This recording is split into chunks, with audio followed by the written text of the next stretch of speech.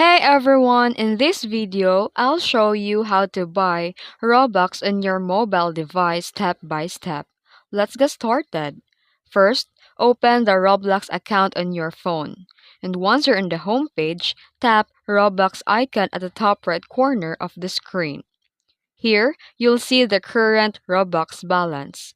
Roblox also shows you different Robux packages that you can purchase.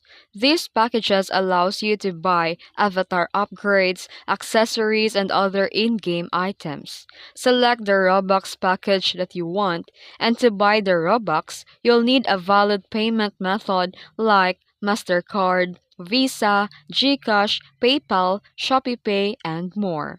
And after selecting your payment method, you can now confirm your purchase.